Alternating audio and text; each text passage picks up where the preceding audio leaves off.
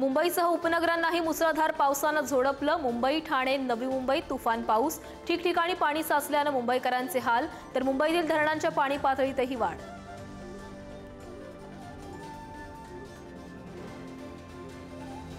कोकणाला मुसळधार पावसाचा तडाखा, अनेक गावांचा संपर्क तुटला, नदी नाल्यांना पूर, अनेक ठिकाणी ढगफुटी, तर कोकणात काही ठिकाणी अतिवृष्टीचा इशारा। मुसळधार पावसामुळे ब्रेक लागलेली वाहतूक सेवा सुरू, मुंबईतील तिन्ही रेल्वे मार्गावरील लोकल सेवा सुरू।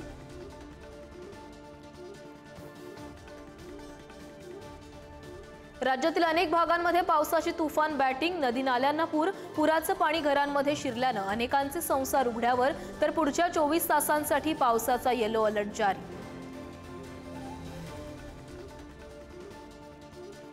विधान परिषद निवडणुकीसाठी महायुतीकडून मतांची जुळवाजुळव सुरू, मतांची पाठापूट न होण्यासाठी अजित पवारांची राष्ट्रवादी आमदारांसाठी हॉटेल बुक करणार।